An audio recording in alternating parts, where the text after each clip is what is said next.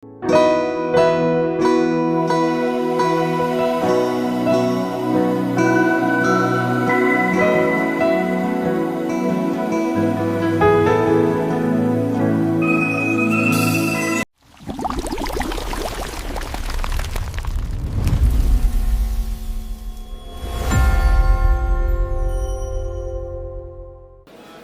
பிதாவே, நன்றியோடு நாங்களுமே துதிக்கிறோம், ஸ்தோத்திரித்து மையப்படுத்துகிறோம். இந்த 7வது மாதத்தின் இறுதி வாரத்திலே நாங்கள் கூடி வரும்படியான ஸ்லாக்கியத்தை நீர் எங்கள் ஒவ்வொருத்தருக்கும் கிருபையாக தந்ததுக்காக நன்றி செலுத்துகிறோம். கடந்து வந்த எல்லா பாதைகளிலேயும் கர்த்தர் நீ எங்களோடு கூட இருந்தீரே. நீ நல்லவர், கர்த்தர் நல்லவர். ஆம் கர்த்தாவே, அவரை நம்புகிறவர்களுக்கு நீர் அரணாக கோட்டையாக இருக்கிறீர். ஆம் ஆண்டவர், வேதம் அப்படித்தான் சொல்கிறது. அவர் நம்புகிறவர்களை அறிந்திருக்கிறதுக்காக நன்றி செலுத்துகிறோம். இந்த நாளில் நம்முடைய சமூகங்களோடு இருக்கட்டும். இந்த ஆராதனை வேலையின் ஒவ்வொரு பகுதியிலேயும் நீர் மாத்திரம் மையப்படும், நீர் மாத்திரம் வெளிப்படும்.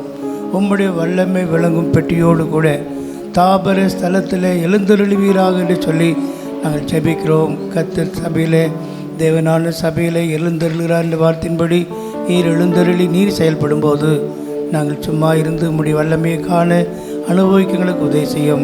பாடலான அது நீர் பொறுப்படும். ஆடலோடும் பாடலோடும் கருத்தோடும் ஆவியோடும் உண்மையோடும் முழுள்ளத்தோடும் முழுபலத்தோடும் உம்மை ஆராதிக்க எங்களுக்கு உதவி செய்யும்படியாக ஜெபிக்கிறோம்.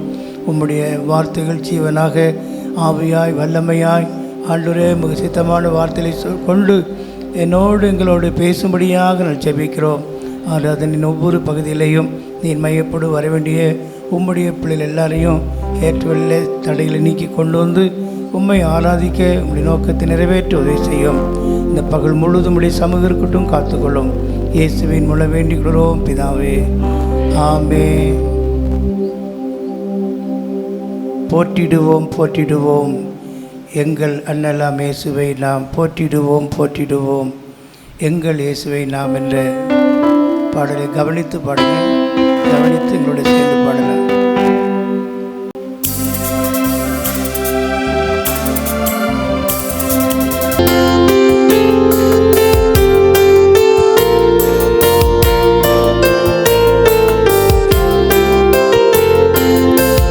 போற்றிடுவோம் போற்றிடுவோம் எங்கள் அண்ணலாம் இயேசுவை நாம் போற்றிடுவோம் போற்றிடுவோம் எங்கள் இயேசுவை நாம்.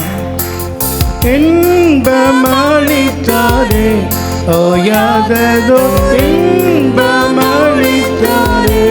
தொய்யா தொய்யா தொய்யா இன்பமளித்தாரே தொய்யா தொய்யா தொய்யா பணிந்து பணிந்து துதிகள் சாற்றிடுவோம். உள்ளமதினில் பணிந்து பணிந்து துதிகள் சாற்றிடுவோம்.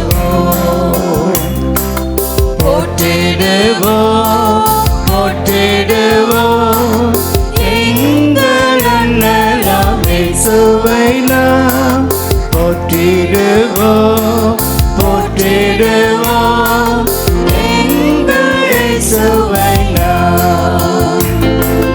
துன்பம் தொலைத்தீரா பாதைகளில் துன்பம் தொலைத்தீரா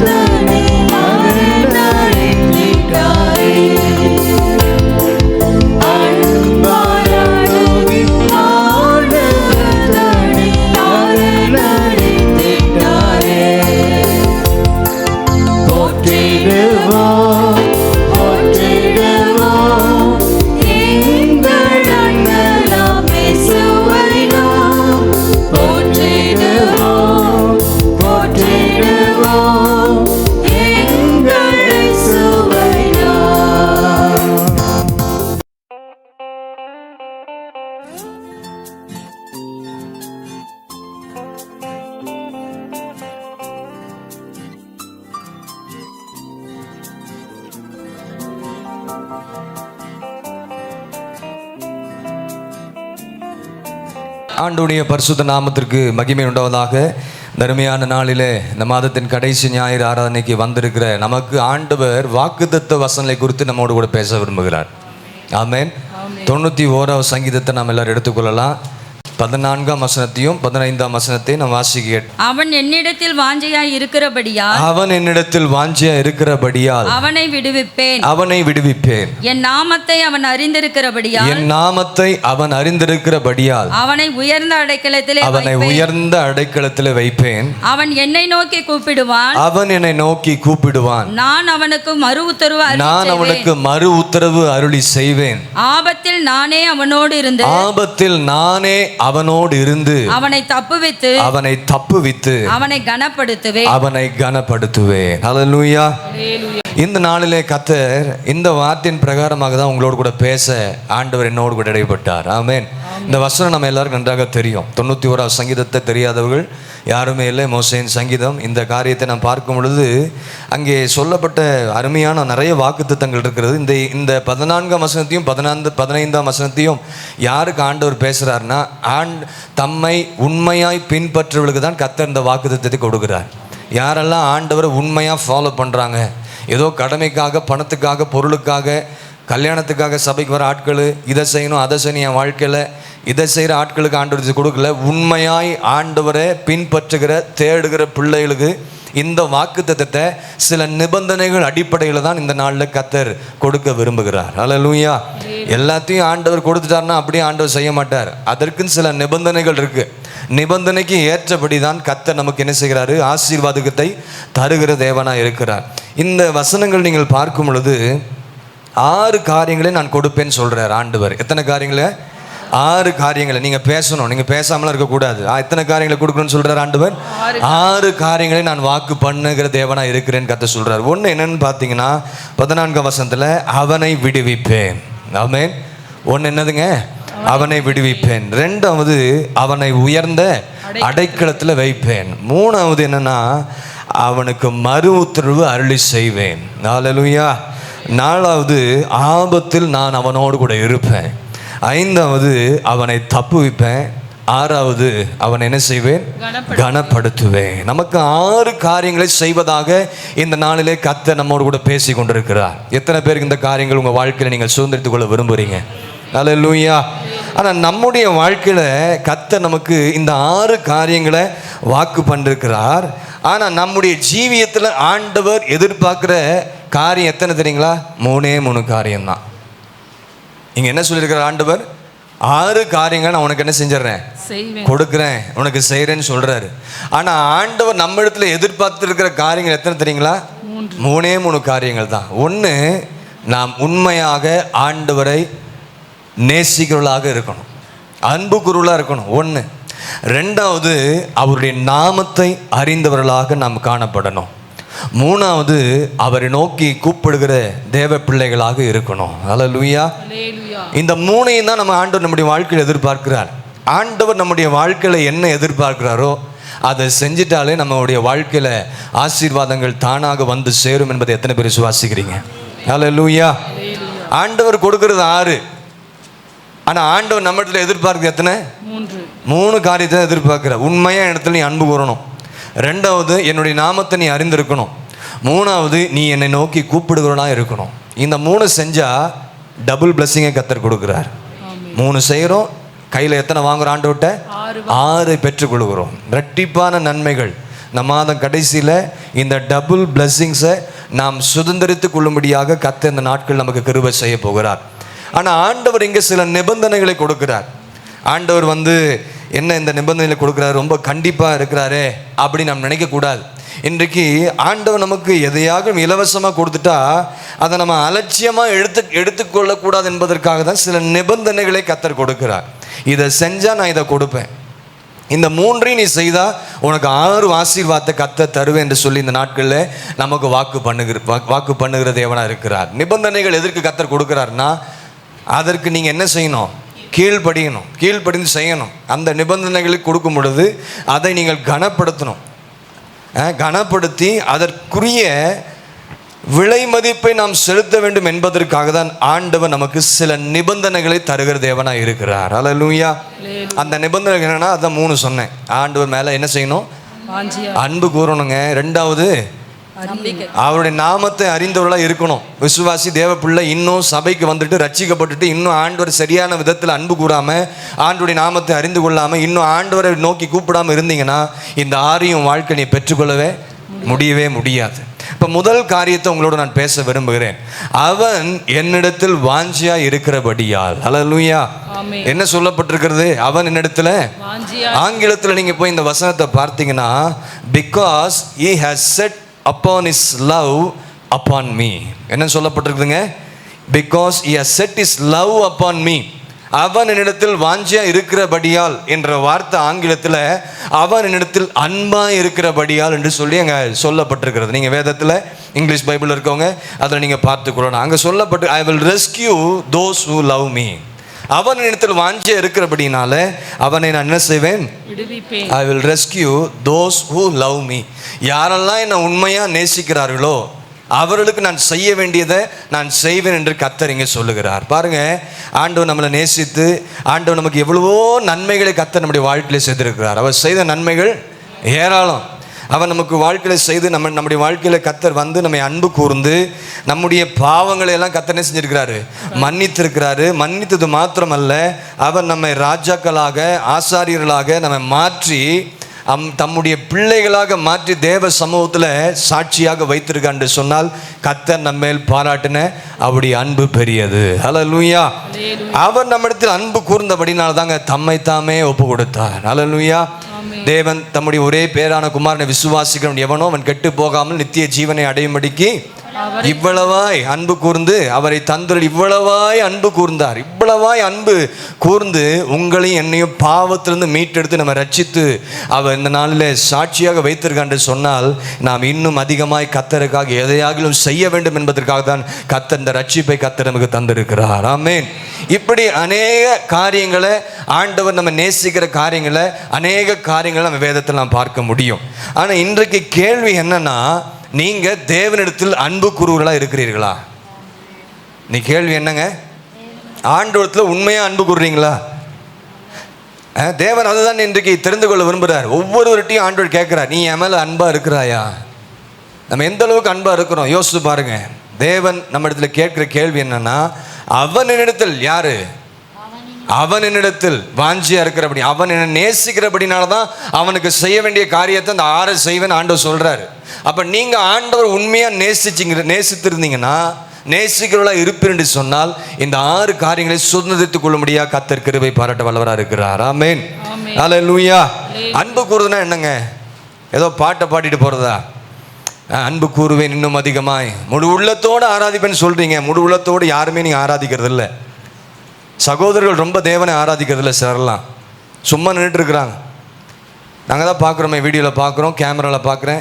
போன வாரம் ஃபுல் சர்வீஸை உட்காந்து நான் பார்த்துட்டு இருந்தேன். ஏன்னா காலையில் 6 மணிக்கு 5 மணிக்கு 5:30 எழுந்து நாங்கள் சர்வீஸுக்கு போனோம் குளூரில். வந்துட்டு 9லேருந்து 10 மணி வரைக்கும் ஃப்ரீயாக இருந்தேன். ஆராதனை உட்காந்து 10:30 தான் அங்கே ஆராதனை 3rd சர்வீஸ் ஆரம்பிச்சிச்சு. சகோதரிகள்லாம் சிலர்லாம் ஆராதிக்க மாட்டேறாங்க. சகோதரிகள் நல்லா பாடுறீங்க, மேலே இருக்கிறவங்க சிலர்லாம் அப்படி தான் உட்காந்துருக்குறாங்க. ஆண்டவர் உண்மையாக அன்பு கூறுகிற தேவ பிள்ளைகள் அவர்கள் முழு இருதயத்தோடு முழு ஆத்துமோடு கர்த்தரை என்ன செய்வாங்க? அன்பு கூர்ந்து கர்த்தரை ஆராதிக்கிற தேவ பிள்ளைகளாக இருப்பாங்க. ஒரு நிலையை சொல்லுங்க. ஆராதனை நடத்துகிறது யார் என்பது முக்கியம் அல்ல. கர்த்தர் இந்த இடத்துல வந்து அசைவாடுகிறாரா, அங்கே கர்த்தர் உங்களோடு கூட இடைபடுகிறாரா, பாடல் மூலமாக தொடப்படுகிறீர்களா, அந்த காரியங்களை உணர்ந்து தேவ பிரசனத்தை உணர்ந்து ஆராதிக்கிற ஒரு தேவ பிள்ளை தான் கர்த்தர் எதிர்பார்த்து கொண்டிருக்கிறார். அல்லேலூயா. உண்மையா அன்பு கூறுறவங்க கர்த்தரை உண்மையா கனம் பண்ணுவாங்க. அவனிடத்தில் வாஞ்சியா இருக்கிறபடினால், அவனிடத்தில் அன்பா இருக்கிறபடினால அவன் கர்த்தருடைய காரியங்களில் எல்லா காரியத்திலும் கனம் பண்ணுறவர்களா இருப்பான். எல்லா விஷயத்திலையும் கர்த்தரை தேடுகிற விஷயத்துல, ஆராதனைக்கு வருகிற நேரங்கள், சபை ஒழுங்குகள் கடைபிடிக்கிற விஷயத்துல, சபைகளை சொல்லுகிற வார்த்தைக்கு செவி கூடுற காரியங்களில் நீங்கள் ஆண்டவர் மேலே உண்மையான ஒரு அன்பு இருந்துச்சுன்னா சபைக்கு லேட்டாக வரமாட்டீங்க. இன்னைக்கு நிறைய பேர் சபைக்கு லேட்டாக வரீங்க. ஆண்டவரை கனம் பண்ணுறதில்ல, ஆண்டவருடைய வார்த்தையை கேட்டு அதன்படி செயல்படுறதும் கிடையாது. உண்மையாக தேவனை என்ன செய்யறதில்ல, ஆராதிக்கிறது இல்லை. அப்படின்னா உங்கள் வாழ்க்கையில் தேவனுடைய அன்பு இல்லைன்னு அர்த்தம். நீங்கள் தேவனை உண்மையாக நேசிக்கலன்னு. எங்கே கீழ்ப்படிதல் இருக்கிறதோ அவங்க வாழ்க்கையில் அவங்க அதிகமாக தேவனை நேசிக்கிறவர்களாக இருப்பாங்க. ஒரு சொல்லுங்க, சபை எனக்கு கீழ்ப்படுறதே கிடையாது. அது மூத்த விசுவாசி இருந்தாலும் சரி, சிறு பிள்ளை இருந்தாலும் சரி, வாலிப பிள்ளை இருந்தாலும் சரி. இன்னைக்கு ஆண்டவர் கொடுக்கிற வார்த்தைக்கும் ஊழியர்கள் சொல்கிற ஆலோசனைக்கு கீழ்ப்படியாதனால தான் இன்னைக்கு விசுவாசிகள் நிறைய இடத்துல பின்மாற்றத்தில் போய் கொண்டிருக்கிறீங்க. நிறைய குடும்பத்தின் சூழ்நிலை நான் கேள்விப்பட்டு கொண்டிருக்கிறேன். நீங்கள் ஆண்டவர் உண்மையாக தேடாதனால, உண்மையாக அன்பு கூறாதனால உங்கள் பிள்ளைகள் பாதிக்கப்படுறாங்க. இன்றைக்கி அதை யாருமே புரிஞ்சுக்கிறது இல்லை. ஏதோ வரோம், சபைக்கு வரோம், காணிக்க போட்டோம், ஜெபம் பண்ணோம், தசமபாகம் கொடுத்தோம், அதை கொடுத்தோம். அது யாருக்கு? ஆண்டவர் எதிர்பார்க்குற காரியம் கீழ்ப்படிதலை தான் கர்த்தர் எதிர்பார்க்கிறார். யார் உண்மையாக கர்த்தருக்கு கீழ்ப்படுறாங்களோ அவங்கள தான் கர்த்தர் நேசிக்கிறதா இருக்கிறார். நீங்கள் ஆண்டவருக்கு கீழ்ப்படுனீங்கன்னா நீங்கள் உண்மையாகவே தேவனை அன்பு கூறுவலாக இருப்பீர்கள். எத்தனை பேர் ஆமென் சொல்கிறீங்க? இப்படி நீங்கள் தேவனிடத்தில் அன்பு கூறும் பொழுது அவர் சொல்கிறாரு, நான் அவனை என்ன செய்வேன்? விடுவிப்பேன். ஏன் விடுவிக்க முடியல? ஏன் இன்னும் அந்த காரியத்திலிருந்து நீங்கள் விடுதலை பெற்று வெளியே வர முடியலன்னா, நீங்கள் இன்னும் ஆண்டவரை நேசிக்கலை, நீங்கள் இன்னும் ஆண்டவர் மேலே அன்பு கூறலை, இன்னும் ஆண்டவர் பக்கம் நெருங்கி வரலை. ஏதோ கடமைக்காக ஞாயிற்றுக்கிழமை சபைக்கு வர்ற விசுவாசிகளாக இருக்கிறீங்க. கடமைக்காக ஞாயிற்றுக்கிழமை மட்டும் பைபிள் எடுக்கிறோம், ஞாயிற்றுக்கிழமை தான் கர்த்தரை தேடுறோம், மற்ற நாளில் என்ன செய்யறதில்ல. எல்லாரையும் சொல்லலை, சிலரை சொல்கிறேன். அப்போ எந்த அளவுக்கு நாம் ஆண்டவரத்தில் அன்பு கூறுகிறோம்? அன்பு கூர்ந்தாதாங்க உங்களை கர்த்தர் விடுதலை ஆக்குவார். ஆமாம், எந்த அடிமைத்தனத்தில் இருந்தாலும் நீங்கள் என்ன ஜெபம் பண்ணாலும், என்ன சுத்திகரித்தாலும் ஒன்றும் நீங்கள் விடுதலை பெற்றுக்கொள்ளவே முடியாது. ஆண்டவர் இறங்கி வந்து அதை கேட்டு அறிக்கை பண்ணி நம்ம மேலே இரக்கமும் கிருபையுமாய் இருந்தால் தான் நம்மை கர்த்தர் விடுதலையாக்க முடியும். கிறிஸ்து உங்களை விடுதலை ஆக்கினார் மெய்யாகவே. நீங்கள் சாதாரணமாக விடுதலை பெற்றுக்கொள்ள முடியாது. சும்மா சேரில் உட்காந்து ஜெபம் பண்ணுறது, இந்த விடுதலை கிடைக்கவே கிடைக்காது. சேர் போடுறதுக்கு காரணம் என்னன்னா, முழங்கால் முடியாமல் உட்கார முடியாமல் தான் சேர் போட்டு கொண்டு இருக்கிறோம். ஆனால் தேவ சமூகத்தில் எந்த அளவுக்கு நம்மை தாழ்த்தி அர்ப்பணித்து ஒப்பு கொடுத்து அறிக்கை செய்கிறோமோ அப்போ தான் நமக்கு விடுதலை கிடைக்கும். இயேசு தான் உங்களை விடுதலையாக்க முடியும். எந்த மனுஷனும் உங்களை செய்ய முடியாது, விடுதலையாக்க முடியும். அப்போ நம்ம ஆண்டவரிடத்தில் உண்மையாக அன்பு கூறுகிறோம் அப்படின்னு சொல்கிறோம். கைகளை உயர்த்துங்க பார்க்கலாம். இப்போ நீங்கள் பார்க்க போகிறீங்க, ஆண்டவரிடத்தில் உண்மையாக அன்பு கூறுகளாக இருந்தீங்கன்னா அதற்கு அடையாளங்கள் என்ன? வேத வசனத்தில் ஒவ்வொன்றா உங்களோட நான் பேச விரும்புகிறேன். அதற்கு சில அடையாளங்கள் வேத வசனத்தில் 1 பேதுரு 1:8-9 பார்த்தீங்கன்னா, 1 பேதுரு 1:8-9 நீங்க பார்க்கும் பொழுது, அவரை நீங்கள் காணாமல் இருந்தும் அவரிடத்தில் அன்பு கூறுகிறீர்கள். அவரை நீங்கள் காணாமல் இருந்தும் அவரிடத்தில் அன்பு கூறுகிறீர்கள். போதுங்க, அப்புறம் வாசிக்கலாம். நீங்க அந்த கீழே உள்ள வசனங்களை நீங்க பார்த்துக்கொள்ளுங்க வீட்டுக்கு சென்று. அவரை நீங்கள் காணாமல் இருந்தும் அவரிடத்தில் என்ன செய்றீங்க? அவரிடத்தில் அன்பு கூறுகிறவர்கள் மிகுந்த சந்தோஷத்தோடு அவர்கள் தங்கள் ஆவிக்குரிய ஜீவியத்தில் முன்னேறி செல்வார்கள். ஹல்லேலூயா. அந்த வசனம் நீங்க பார்த்தீங்கன்னா சொல்லப்பட்டிருக்கு, சொல்லி முடியாத சந்தோஷம் என்று அங்கே சொல்லியிருக்கு. 8ஆம் வசனத்தில் கடைசி பக்கத்தில் பார்த்தீங்கன்னா, அவரிடத்தில் விசுவாசம் வைத்து சொல்லி முடியாததும் மகிமையால் நிறைந்ததுமாய் இருக்கிற சந்தோஷம் உள்ளவர்களாய் களி கூர்ந்து. அப்போ நம்முடைய வாழ்க்கையில் அவரிடத்தில் அன்பு கூறுகிறவர்கள் மிகுந்த சந்தோஷத்தோடு அவர்கள் தங்கள் ஆவிக்குரிய வாழ்க்கையில் என்ன செய்வாங்களாம்? முன்னேறி செல்வார்கள் மிகுந்த சந்தோஷத்தோடு. இந்த சந்தோஷத்தினால் நாம் ஆண்டவரால் நாம் நிரப்பப்படும் பொழுது, நிறைந்து ஜீவிக்கும் பொழுது நிச்சயமாகவே நம்முடைய ஆவிக்குரிய ஜீவியத்தில் ஒரு முன்னேற்றம் உண்டாகும். அல்லேலூயா. இன்னும் சபைக்கு வந்து இன்னும் ஏன் ஆவிக்குரிய வாழ்க்கையில் முன்னேறி போக முடியலன்னா, சரியான விதத்தில் நீங்கள் கர்த்தரிடத்திலே செய்யலை, அன்பு கூறல. வந்தாச்சு, ஆண்டவர் உங்களை தேடி வந்தார், நீங்கள் ரட்சிக்கப்பட்டீங்க, உள்ளே வந்தீங்க, ஞானஸ்தான உபதேசத்தை கர்த்தர் உங்களோடு கூட பேசினார், அதுக்கு கீழ்ப்படிந்தீங்க, தண்ணீர் மூழ்கி ஞானஸ்தானம் பெற்றீங்க, ஞானஸ்தானம் பெற்ற பிறகு கரை ஏறினீங்க, கரை ஏறினவர்களாக அப்படியே நின்று தான் இருக்காங்க. இன்னும் என்ன செய்யலை? அபிஷேகம் என்ன செய்யலை? நிறைய விசுவாசிகள் சபையில் அபிஷேகம் பெறாமல் இருக்கிறாங்க. அபிஷேகம் பெறாமல் இருக்கிறதுக்கு காரணம் தெரியுமா? இன்னும் நீங்கள் ஆண்டவரை உண்மையாக என்ன செய்யலை, முன்னேறி போகாமல் இருக்கிறதுக்கு ரீசன் என்னன்னா, ஆவிக்குரிய ஜீவியத்தில் கர்த்தரை அன்பு கூறாததுனால தான். அவரிடத்தில் உண்மையாய் அன்பு கூறுகிற தேவ பிள்ளைகள் ஆவிக்குரிய ஜீவியத்தில் சந்தோஷத்தோடு ஆண்டவர் சொல்கிறது அவங்களுக்கு கஷ்டமாகவே இருக்காது. சில விசுவாசிகள் சில வசனம் பேசினா பிடிக்காது, கோபப்படுவாங்க, உம்முன்னு உட்கார்ந்து தான் இருப்பாங்க. ஆனால் ஆவிக்குரிய ஜீவியத்தில் ஒரு முன்னேற்றமும் எதுவுமே இருக்காது. ஆனால் உண்மையாய் அன்பு கூறுகிறவர்கள் ஆவிக்குரிய ஜீவியத்தில் முன்னேறி கொண்டு சென்று கொண்டே இருப்பார்கள். இல்லையா? சொல்லுங்க பார்ப்போம். அல்லேலூயா. அப்போ உங்கள் வாழ்க்கையில் ஆவிக்குரிய நிலைப்பாடு எப்படி இருக்குது?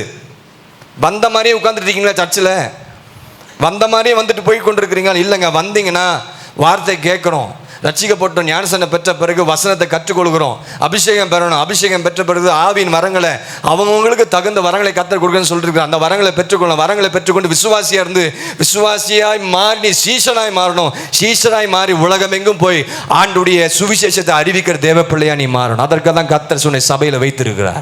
ஒரு வேலையை சொல்லுங்க பார்க்கலாம். இதெல்லாம் செய்யாம சும்மா உட்காந்துதான் எப்படிங்க? ஊழியக்காரர் மட்டும் சுவிசேஷம் ஊழியம் செய்யறதில்லை, ஊழியம் பண்றதில்லை, விசுவாசிகளுக்கும் அந்த கடமை கத்தர் கொடுத்திருக்கிறார். இதுதான் ஆவிக்குரிய காரியங்களை முன்னேறி செல்வது. அடுத்த நிலைமைக்கு செல்லாம சில விசுவாசிகள் இருக்கிறீங்க, அவர்களை கத்தர் ஒருபோதும் விடுவிக்க மாட்டார். அன்பு கூர்ந்தா உங்களை கத்தர் விடுவிப்பார். அன்பு கூர்ந்து ஆவிக்குரிய வாழ்க்கையில முன்னேறி நீங்க செல்வீர் என்று சொன்னால் கத்தர் என்ன செய்வார்? உங்களை விடுதலை ஆக்க மாட்டாரா? யோவான் அப்போஸ்தலன் சொல்றாரு பாருங்க, 1 யோவான் 4ஆம் அதிகாரம் 20ஆம் வசனத்துல, அவரிடத்தில் அன்பு கூறுகிறவன் சகோதரனை பகைக்க மாட்டானா. தேவனிடத்தில் அன்பு கூறுகிறேன் என்று ஒருவன் சொல்லியும், தேவனிடத்தில் அன்பு கூறுகிறவன் ஒருவன் சொல்லியும் தன் சகோதரனை பகைத்தால் தன் சகோதரனை பகைக்கிறவன் பொய்யனா இருப்பான்.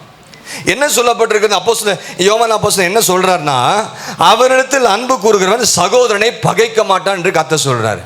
அல்லேலூயா. அவரிடத்தில், யாரிடத்துல?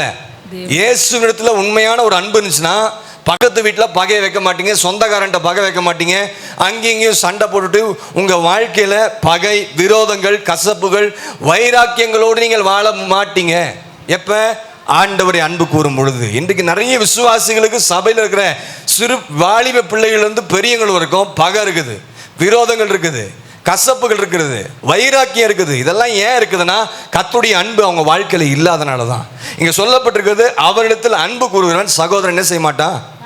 இன்னைக்கு எல்லா இடத்துலையும் பகையை உண்டாக்கி கொண்டிருக்கிறோம். வேலை செய்கிற இடத்துலையும் சரி, குடும்ப உறவுகளையும் சரி, குடும்பத்திலையும் சரி, சொந்தங்கள் பந்தங்கள் மத்தியிலையும் சரி, அவன் வீட்டுக்கு போக மாட்டேன், இவன் வீட்டுக்கு போக மாட்டேன். நீங்கள் உண்மையான கிறிஸ்தவர்களே அல்ல. இதுதான் சத்தியம், இதுதான் பைபிள், இப்படி தான் பேசுவோம். இதை நீங்கள் ஏற்றுக்கொள்ளும் விசுவாசிகள். இதை நீங்கள் கற்றுக்கொண்டாதான், இதன்படி செஞ்சாதான் நீங்கள் உண்மையாகவே கர்த்தரை அன்பு குருளாக இருக்கிறீர்கள். இதெல்லாம் நம்ம வாழ்க்கையில் இருக்குதான்னு பார்க்கணும். பகை இருக்குதா? இன்னைக்கே அதை தூக்கி எறிங்க. பகை இருந்துச்சுன்னா உங்கள் வாழ்க்கையில் தேவன் என்ன செய்யல? உண்மையா அன்பு குரல். இன்னைக்கு நிறைய பேருக்கு சில காரியங்களை என்ன செய்ய முடியல? மறக்க முடியல. எப்படி அதை மறக்க முடியும்? எப்படி என்னால் மறக்க முடியும்? குடும்பத்தாரில் சில காரியங்களை செஞ்சுருப்பாங்க, உங்கள் சொந்தக்காரன் சில காரியம் செஞ்சுருப்பான், அவன் பல காரியத்தை செஞ்சுருப்பான். இதெல்லாம் என்னால் என்ன செய்ய முடியல? மறக்க முடியல. ஆனால் ஆண்டவர் நம்ம செய்த எல்லா தப்பிதங்களையும் என்ன செஞ்சிருக்கிறாரு? மறந்து மன்னித்து என்ன செஞ்சிருக்கிறாரு? ஆனால் நம்மளால அந்த காரியத்தை என்ன செய்ய முடியல. உடனே என்ன கேட்பாங்க? நான் என்ன ஆண்டவரா? நீ ஆண்டவர் இல்லை. ஆண்டோடைய அடிச்சுவடலை ஃபாலோ பண்ணுகிற தேவ பிள்ளைகள் நம்முடைய வாழ்க்கையில் எந்த பகைகள், விரோதங்கள், கசப்புகள் இருக்கவே கூடாது என்பதான் கர்த்தர் நம்முடைய வாழ்க்கையில் எதிர்பார்க்கிறார். எத்தனை பேர் ஆமென் சொல்றீங்க? ஹல்லேலூயா. ஏன் மறக்க முடியலன்னா உண்மையான அன்பு உங்க வாழ்க்கையில இல்லைன்னு அர்த்தம். ஆண்டவர் மேல யாரெல்லாம் மறக்கிறீங்கன்னு தீர்மானம் பண்ணிட்டு போங்க. இந்த நாளில் பகையோடு வாழாதீங்க. பரலோகத்துக்கு போக மாட்டீங்க. என்ன காணிக்கை செலுத்தினா அந்த காணிக்கை அங்கீகரிக்கப்படாது. வசனத்தின்படி நீ எந்த செய்தாலும் அதை தான் கர்த்தர் உன் வாழ்க்கையில ஆசீர்வாதமாக மாற்றுகிற தேவனாக இருப்பார். அல்லேலூயா. ஜான் தி அப்போஸ்தலன் சொல்றாரு, உண்மையா நாம தேவனிடத்தில் அன்பு கூர்ந்தா சகோதரனை பகைக்க மாட்டோம், சகோதரனை நேசிப்போம், சகோதரனை மன்னிப்போம், அவர்களை தாங்குகிறவர்களாய் இருப்போம். அல்லேலூயா. இது யாருங்க? தேவனை உண்மையா அன்பு கூறுகிறவர்கள். இந்த நாட்களில் இந்த காரியத்தை சபை மக்கள் பிராக்டிஸ் பண்ணணும். ஆமென். இது உங்க வாழ்க்கையில் என்ன செய்யணும்? பயிற்சி பெறணும். இதுதான் கர்த்தர் எதிர்பார்க்க. சும்மா பைபிள் வசனம் வாசிட்டு போறது கிடையாது. அதை ஃபாலோ பண்ணணும். அவர்களை தான் நான் பார்ப்பேன், அவளை தான் நீங்களும் பார்க்கணும். யார் பைபிளுக்கு ஏற்றபடி வாழ்றாங்களோ அவருடைய அடிச்சுவலை ஃபாலோ பண்ண கர்த்தர் விரும்புகிறார். ஹல்லேலூயா. இயேசு ஒரு காரியத்தை சொல்றாரு பாருங்க. என்ன சொல்றாரு? யோவான் சுவிசேஷம் 14ஆம் அதிகாரம், அங்கே எத்தனை வசனம் தெரியல, 22 23 வசனம் தெரியல. ஒருவன் என்னிடத்தில் அன்பா இருந்தா என்ன செய்வான்? ஆமா, சபையில பேசுற வசனத்தை கை கொள்ளாத விசுவாசி, நீ தேவனிடத்தில் உண்மையான அன்பு இல்லாதவன். வாசிங்க இந்த வசனத்தை. இயேசு அவனுக்கு பிரதியுத்தரமாக, ஒருவன் என்னில் அன்பா இருந்தால் அவன் என் வசனத்தை கைக்கொள்வான், அவனில் என் பிதா அன்பா இருப்பால் நாங்கள் அவனிடத்தில் வந்து அவனோட உங்க கிட்ட கர்த்தர் வாசம் பண்ணணும்னா, உங்க குடும்பத்துல கர்த்தர் உங்களோடு கூட உலாவி வரணும்னா நீங்க செய்ய வேண்டியது, ஒருவன் என்னில் அன்பா இருந்து என் வசனத்தை கை கொண்டால் அவனிலே என் பிதா எப்படிப்பட்டவனா இருப்பாரு? அன்பா இருப்ப. உண்மையாகவே நாம் தேவனிடத்தில் அன்பு கூறுவலா இருப்போம் என்று சொன்னால் அவருடைய வசனத்தை கை கொள்கிறவர்களா இருப்போம். வசனத்தை கேட்கறது மாத்திரம் இல்லைங்க, அந்த வசனத்தை கை கொண்டு அதை நம்ம நடைமுறை வாழ்க்கைக்கு அதனை செய்யணும், செயல்படுத்தி கொண்டு வரணும். அவர்கள் தான் உண்மையாக கர்த்தரை நேசிக்கிறோன்னு அர்த்தம். கடைசி நாட்களிலே தேவனுடைய ஜனங்கள் சத்தியத்தை விட்டு விலகி போவார்கள் என்று வசனம் சொல்லியிருக்குது. ஆமாவா இல்லையா?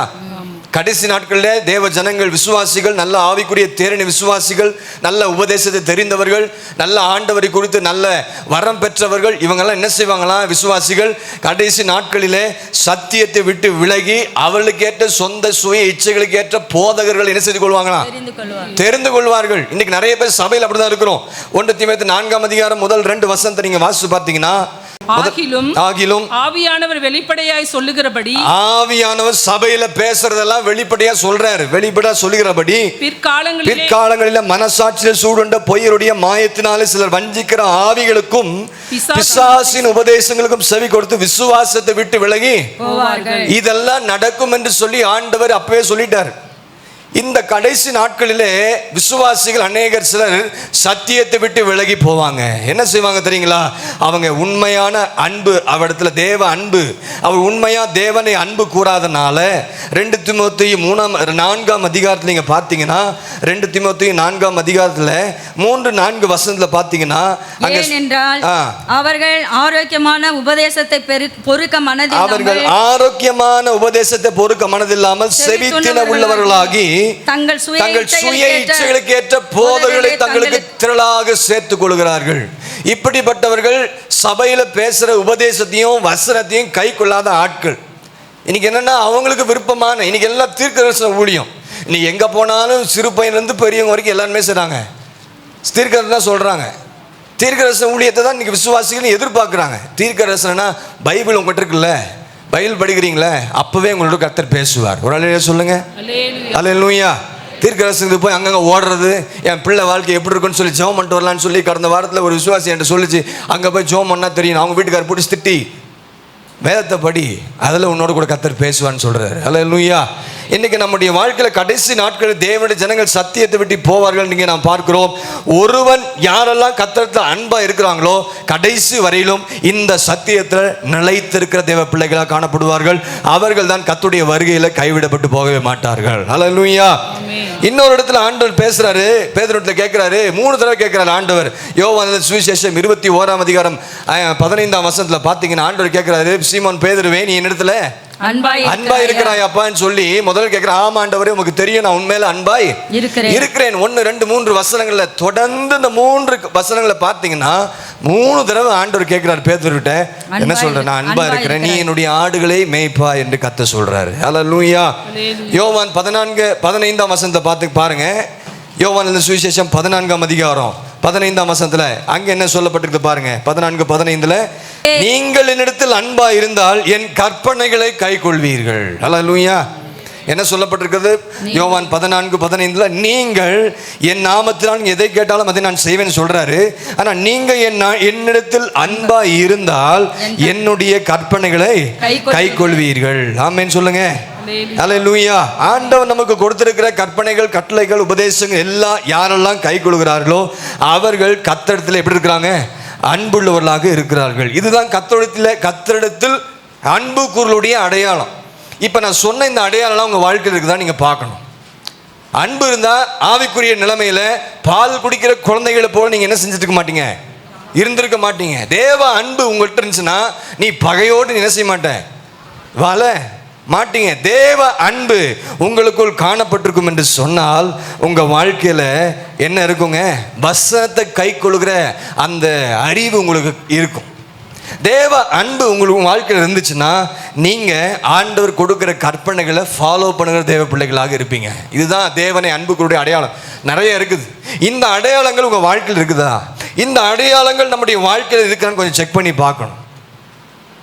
இதெல்லாம் நம்ம செஞ்சுட்டு இருக்கோமா? இதை நம்ம சரி பண்ணாதான். அப்போ சொல்கிறாரு, நாம் இப்படியெல்லாம் கர்த்தருக்கு அன்பு கூறும் பொழுது இதெல்லாம் வெறுத்து செய்ய வேண்டியதை செஞ்சு செய்யக்கூடாததை விட்டு இதை விட்டு நம் தேவனிடத்தில் அன்பு கூறும் பொழுது கர்த்தர் சொல்கிறாரு, நான் அவனை விடுவிப்பேன். அல்லேலூயா. இதை செய்யுங்க, அன்பு கூறுற காரியம் இந்த நாளை செய்யுங்க. செஞ்சாதான் கர்த்தர் செய்வார், விடுவிப்பார். இல்லாவிட்டு என்ன செய்ய மாட்டார், விடுவிக்க முடியாது. செய்ய வேண்டியதை செய்ய சொல்கிறார் ஆண்டவர். 6 தரன்னு சொல்கிறார்ல, ஏன் செய்ய மாட்டேன்றோம்? அப்போ எதுலெல்லாம் இருந்து கர்த்தர் நம்ம விடுதலை ஆக்குறாரு, எதுல இருந்து விடுவிப்பாரா? 50ஆம் சங்கீதம் 15ஆம் வசனத்தில் பார்த்தீங்கன்னா, ஆபத்திலிருந்து கர்த்தர் நம்ம விடுவிப்பார். அல்லேலூயா. ஆமென். அன்பு கூர்ந்து காரியங்களை செய்யும் பொழுது செஞ்ச பிறகு அவனை விடுவிப்பாராம். எப்படின்னா, ஆபத்து காலத்தில் என்னை நோக்கி கூப்பிடு, நான் உன்னை விடுவிப்பேன், நீ என்னை 50ஆம் சங்கீதம் 15ஆம் வசனம் இப்படி சொல்லப்பட்டிருக்கு. அப்ப உண்மையாய் நாம் கர்த்தரிடத்தில் அன்பு கூறும் பொழுது நமக்கு வரக்கூடிய எல்லா பிரச்சனைகளிலிருந்தும் இக்கட்டுகளிலிருந்தும் ஆபத்துகளிலிருந்தும் கர்த்தர் நம்மை விடுதலையாக்குற தேவனாய் இருக்க போகிறார். ஒருவேளையா சொல்லுங்க ஹல்லேலூயா. இப்படி பைபிள்ல அநேகரை கர்த்தர் விடுதலையாக்கி இருக்கிறார். எரேமியா குறித்து நாம் பார்க்கும் பொழுது 15ஆம் அதிகாரம் 21ஆம் வசனத்தை வாசிங்க. எரேமியா 15ஆம் அதிகாரம் 21ஆம் வசனம். நான் உன்னை பொல்லாதவர்களின் கைக்கு தப்புவித்து, கவனிங்க, நான் உன்னை பொல்லாதவருடைய கைக்கு தப்புவித்து உன்னை பலவந்தரின் கைக்கு நீங்களாக்கி விடுவிப்பேன் என்று எரேமியாவுக்கு ஆண்டவர் இந்த காரியத்தை பேசுகிறார். அல்லேலூயா. அல்லேலூயா சொல்லுங்க. இங்க எரேமியாவுக்கு கர்த்தர் சொல்லும் பொழுது எரேமியாவும் சில காரியத்திலிருந்து உன்னை நான் விடுதலையாக்குவேன் என்று கர்த்தர் அவனோடு கூட பேசி கொண்டிருக்கிறார். யார்கிட்ட இருந்து விடுதலையாக்குறார் தெரியுமா? எரேமியாவை 2 கூட்டத்தாரிலிருந்து விடுதலையாக்குறார். 2 குரூப்ஸ், 2 கூட்டத்தாரிலிருந்து அவருடைய கையிலிருந்து நான் விடுதலையாக்குவேன் கர்த்தர் சொல்றார். ஒன்னு யாருன்னா, பொல்லாதவருடைய கையிலிருந்து உன்னை விடுதலையாக்குவேன். ஆமென். ஒரு கூட்டத்தார் யாருங்க? பொல்லாதவருடைய கூட்டத்தார். ரெண்டாவது பாத்தீங்கன்னா, உன்னை பார்க்கிலும் பயங்கரமாய் பலவான்களுடைய கையிலிருந்து நான் என்ன செய்வேன்? விடுவிப்பேன் என்று கர்த்தர் எனக்கு வாக்கு கொடுக்கிறார். அப்ப கர்த்தர் நமக்கு விரோதமா செயல்படுகிறவர்கள், நமக்கு விரோதமா திட்டம் பண்றவங்க, நமக்கு விரோதமா தீங்கு செய்கிறவர்கள் எல்லாருடைய கைகளிலிருந்தும் தேவன் தம்முடைய ஜனத்தை, தம்முடைய பிள்ளைகளை விடுவிப்பேன் என்று சொல்லி எரேமியாவுக்கு கர்த்தர் வாக்கு கொடுத்தது போல இன்றைக்கு உங்களுக்கும் எனக்கும் கர்த்தர் இந்த வாக்குத்தத்தத்தை தருகிற தேவனா இருக்கிறார். அல்லேலூயா. பொல்லாதவருடைய கையிலிருந்தும் கடூரமாய் நமக்கு விரோதமாய் கிரியை செய்கிற கையிலிருந்து நம்ம என்ன செய்யறாரு? விடுதலை ஆக்குகிறார். எப்படி பாருங்க, 39ஆம் அதிகாரம் பாருங்க. எரேமியா 39ஆம் அதிகாரம் 18ஆம் வசனத்துல ஆண்டவர் சொல்றார் எரேமியா கிட்ட. 39ஆம் அதிகாரம் உன்னை நான் நிச்சயமாக என்ன செய்வேன்? எரேமியாவே, நீ என்னை நோக்கி கூப்பிடு, நீ அறியாதும் எட்டாதுமான பெரிய காரியங்களை விடுவிப்பேன் சொல்றார், செய்வேன் சொல்றார். இங்கு சொல்லப்பட்டிருக்கு 18ஆம் வசனத்துல 39:18 உன்னை நிச்சயமாக விடுவிப்பேன், நீ பட்டயத்துக்கு இரையாகுவதில்லை. ஹல்லேலூயா. எதிலிருந்து எரேமியாவை கர்த்தர் விடுதலையாக்குறாரா? பொல்லாதவருடைய கையில் இருந்தும், உன்னை பார்க்கலும் பலவான்களுடைய கையில் இருந்தும், அது மாத்திரமல்ல பட்டயத்துக்கு நீ என்ன செய்வதில்லை? இரையாகுவதில்லை. ஏன்னா எரேமியா குறித்து பாபிலோன் ராஜாவாகிய நேபுகாத் நேச்சர் காவற் சேனாதிபதியாகிய நேபுகாத் நேத்தர் கூட அவங்க கர்த்தர் அங்க பேசுகிறத நாம் பார்க்க முடியும். 11ஆம் வசனம் 39-11 வசனம் பார்த்துக் கொள்ளுங்க. எரேமியா இன்னும் எங்க இருக்கிறாருங்க? காவற்சாலையின் முற்றத்தில் அடைக்கப்பட்டிருக்கையில் அவனுக்கு கர்த்தரால் உண்டான வசனம் தான் இந்த 18ஆம் வசனம். உன்னை நிச்சயமாகவே நான் என்ன செய்வேன்? விடுவிப்பேன், நீ பட்டயத்துக்கு அவனுக்கு ஒரு பொல்லாப்பு செய்யக்கூடாது, அவனை பத்திரமாய் பார்த்துக்கொள்ளு சொல்லி அந்த ராஜாவுக்கு எச்சரிப்பை கர்த்தர் கொடுத்தாரு இல்லையா? அவனை கர்த்தர் என்ன செஞ்சார்? ராஜா மூலமாக எரேமியாவை பாதுகாத்தார். அந்த சிறையிருப்பிலிருந்து கர்த்தர் அவனை விடுவித்து அவனை நடத்தி கொண்டு போனார். ஹல்லேலூயா. அப்ப தேவ ஜனங்களை சத்துருக்களின் பட்டயத்துக்கும் கர்த்தர் என்ன செய்றாரு? தப்புவிக்க வல்லவராக இருக்கு. நாம் உண்மையாக தேவனிடத்தில் அன்பு கூறும் பொழுது நமக்கு விரோதமாய் வருகிற எல்லா சத்துருக்களின் கைகளிலிருந்து நம்ம என்ன செய்யறாரு? விடுவிக்கிற தேவனா இருக்கிறார். பாருங்க, நம்ம அமலேக்கியரை குறித்து நாம் பார்க்கும் பொழுது இவங்க யாருன்னு கேட்டீங்கன்னா இஸ்ரவேல் ஜனங்களுடைய சத்துருக்கள். இவங்க என்ன சொல்றாங்க? உபாகம் 25ஆம் அதிகாரம் 18ஆம் வசனத்தை வாசிங்களேன். உபாகம் 25:18 அங்க பலவீனமா இருக்கிறவங்க எல்லாத்தையும் என்ன செய்யறாங்க? கொல்றாங்க. 25:18 வாசிங்க.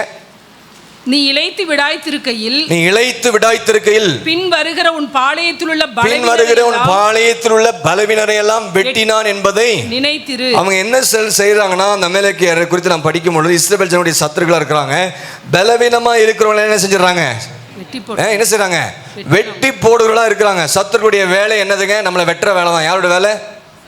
பிசாசுடைய வேலையே. உன் ஆவிக்குரிய வாழ்க்கை நீ முன்னேற பிசாசு என்ன செய்வான்? உன்னை வெட்ட பார்ப்பான். சத்ருடைய வேலையை நம்ம என்ன வேலை? வெற்ற வேலை. ஆனா நாம் உண்மையாய் கர்த்தரிடத்தில் அன்பு கூறும் பொழுது கர்த்தர் ஒரு வாக்கு கொடுக்கிறார். அடுத்த வசனத்துல பாத்தீங்கன்னா, நான் உன் சத்துருக்களின் பட்டயத்திலிருந்து உன்னை நான் விடுதலையாக்குவேன். ஆமென். 19 வசனம் போடுங்க. உன் தேவனாய் கர்த்தர் நீ சுதந்திரத்துக் கொள்ள உனக்கும் கொடுக்க தேசத்தின் சுற்றுப்புறத்தராகிய உன்னுடைய சத்துருக்கள் எல்லாம் உன் தேவனாகிய கர்த்தர் செய்வாரு, விலக்கி உன்னை இளைப்பாற பண்ணுகிற தேவனாய் இருக்க போகிறார். இல்லையா? சொல்லுங்க பார்க்கலாம். இதெல்லாம் யாருக்கு நடக்கும் தெரியுங்களா? உண்மையாய் கர்த்தரை அன்பு கூறுகிறவர்களுக்கு தான். ஆமென். அன்பு கூர்ந்து சில காரியங்களை செய்யும் பொழுது இதுல இருந்து உங்களுக்கு விடுதலை கிடைக்கும். ஓசியா 13:14 பாருங்க. ஓசியா 13:14 அங்க 2 விதமான வல்லமையிலிருந்து கர்த்தர் நான் உங்களை விடுவிப்பேன்னு சொல்றாரு. அவர்களை நான் பாதாளத்தின் வல்லமைக்கு நீங்களாக்கி மீட்பேன். எதுல இருந்துங்க? பாதாளத்தின் வல்லமைக்கு நீங்களாக்கி கர்த்தர் உங்களை செய்வாரு, மீட்பார். அவர்களை மரணத்துக்கு நீங்களாக்கி விடுவிப்பேன். அவர்களை மரணத்துக்கும் நீங்களாக்கி விடுவிப்பேன் சொல்றாரு. எப்பிராயிமுடைய மக்களை குறித்து அங்க நம்ம பார்க்கிறோம். போன வாரம் எப்பிராயிமை குறித்து நல்ல அருமையான தேவனுடைய வார்த்தை நம்ம இடத்துல கர்த்தர் பகிர்ந்து கொண்டார். எத்தனை பேருக்கு அது ஆசீர்வாதம் இருந்துச்சு? சொல்லுங்க. இங்க எப்பிராயிமுடைய மக்களை குறித்து தான் பார்க்கிறோம். நான் அவர்களை பாதாளத்தின் வல்லமைக்கு, அவங்க மனம் திரும்பி என்கிட்ட வந்துட்டா அவங்கள பாதாளத்தின் வல்லமைக்கு நீங்களாக்கி என்ன செய்வேன்?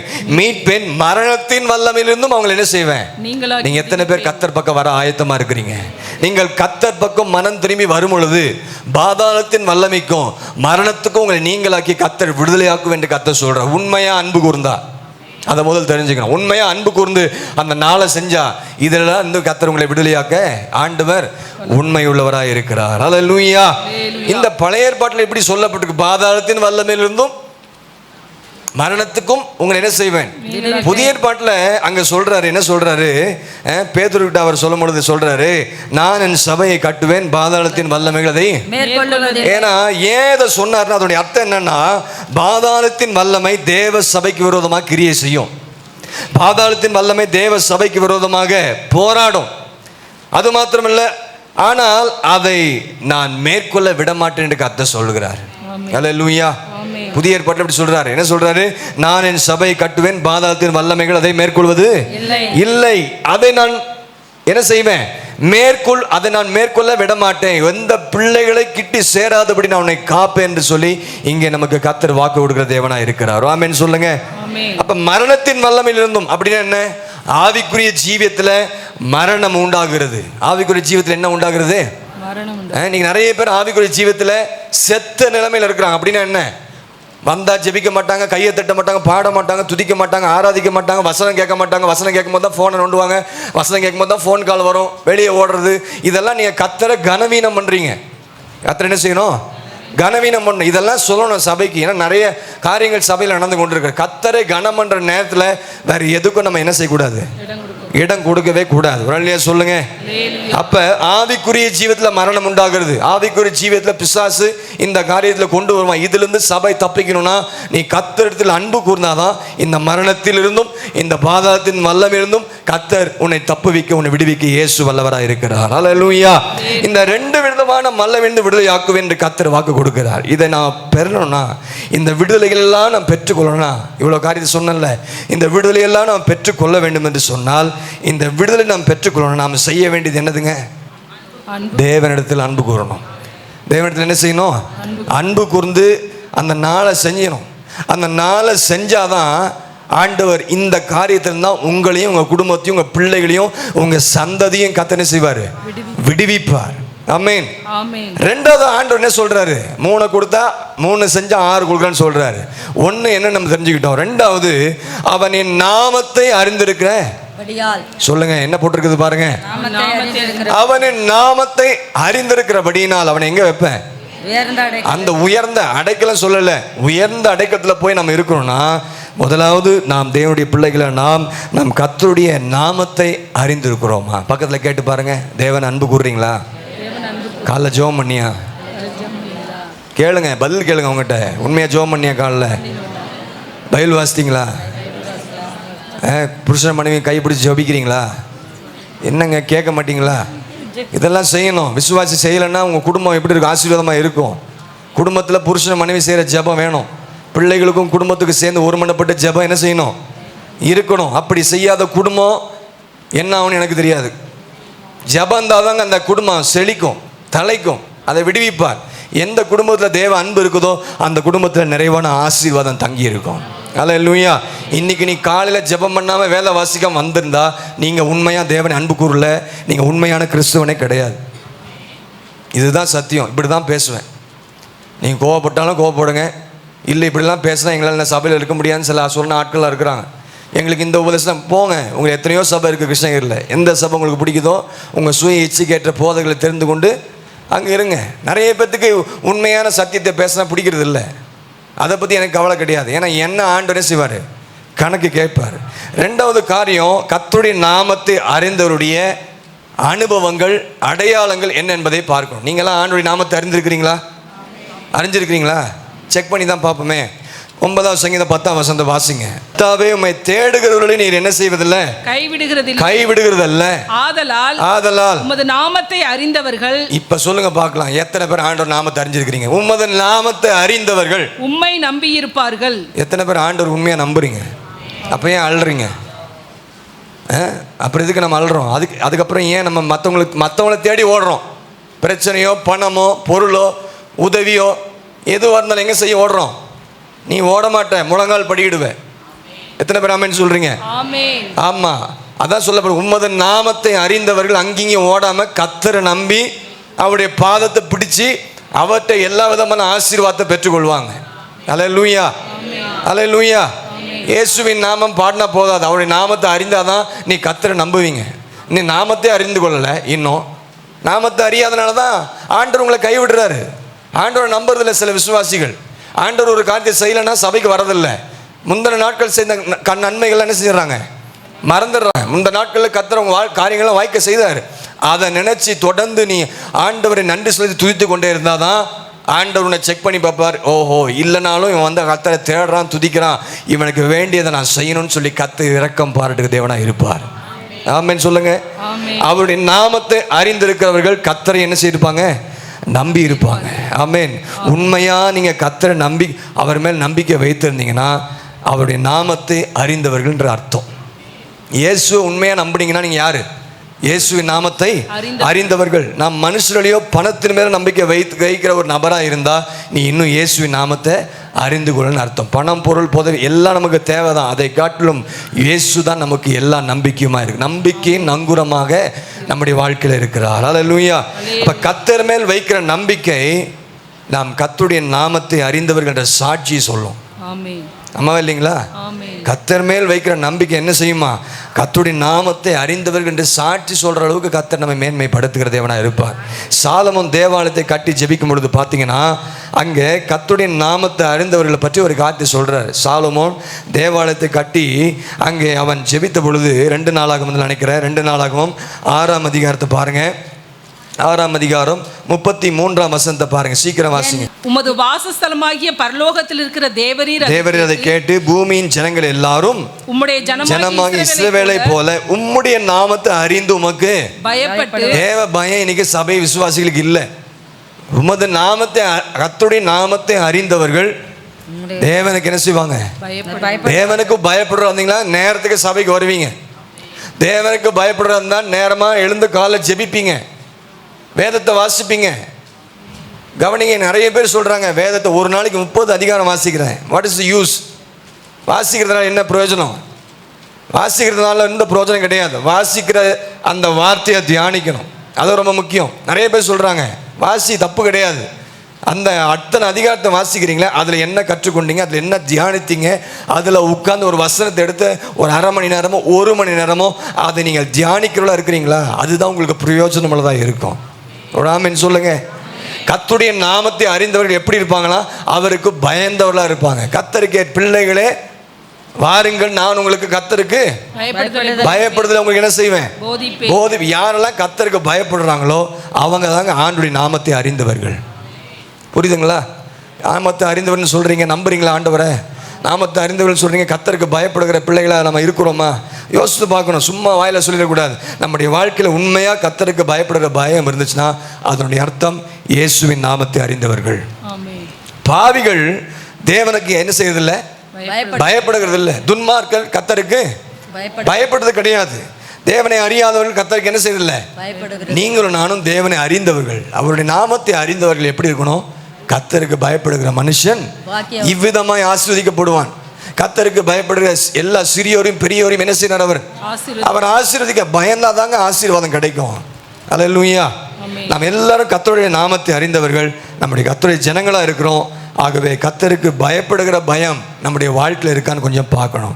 ஏசாயா 52ஆம் அதிகாரம் 6ஆம் வசனத்தை படிக்கும் பொழுது கர்த்தருடைய நாமத்தை அறிந்தவருடைய குணாதிசயங்கள் என்ன? இது நிமித்தம் என் ஜனங்கள் என் நாமத்தை அறிவார்கள். இது நிமித்தம் என் ஜனங்கள் இயேசுவின் நாமத்தை, என் நாமத்தை அறிந்த பொழுது இதை சொல்லுகிறவர் நானே என்று அக்காலத்திலே அறிவார்கள். இதோ இங்கே இருக்கிறேன் என்று கர்த்தர் சொல்லுகிறார். அடுத்த வசனம். சமாதானத்தை கூறி நற்காரியங்களை சுவிசேஷமாய் அறிவித்து. பாருங்க, இயேசுவின் நாமத்தை அறிந்தவர்கள் சமாதானம் பண்ணுகிறவர்களா இருப்பாங்க. அவங்க நல்ல விஷயங்களை தான் அவங்க வாயில பேசுவாங்க. எப்படி பேசுறீங்க எல்லாரும்? உங்க வாய் வார்த்தை எப்படி இருக்குது? யோசித்து பார்க்கணும். இயேசுவின் நாமத்தை அறிந்தவர்கள் எல்லா இடத்துலையும் சமாதானத்தை உண்டாக்குறவர்களா இருக்கணும். சகோதரிமார்கள் ரொம்ப ஜாக்கிரதையா இருக்கணும். குடும்ப காரியங்களில் சமாதானத்தை கெடுக்கிற விசுவாசியா இருக்கக்கூடாது. சபையிலையும் சரி, குடும்பத்திலையும் சரி, புருஷமார்களும் அதே மாதிரி தான். எல்லா இடங்களிலும் இயேசுவின் நாமத்தை அறிந்தவர்கள் அவங்க என்ன செய்வாங்க?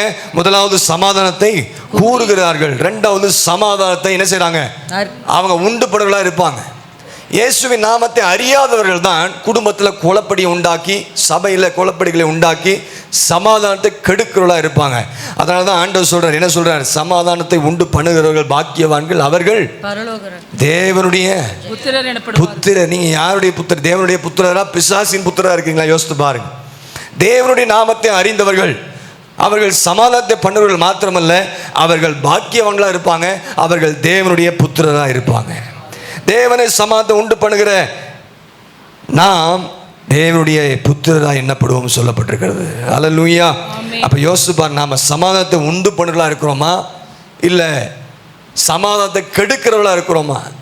சிலர் தேவனுடைய நாமத்தை அறியாதனால, சிலர் தேவனுடைய நாமத்தினுடைய அறிவு இல்லாதனால தான் எல்லா இடங்களும் என்ன செய்கிறாங்கன்னா கேடுகளை உண்டாக்குறாங்க. என்ன கேடு?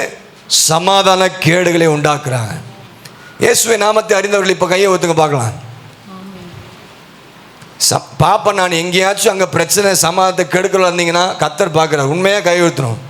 இயேசுவை நாமத்தை அறிந்தவர்கள் சமாதானத்தை என்ன செய்வாங்க? ஆமாம்.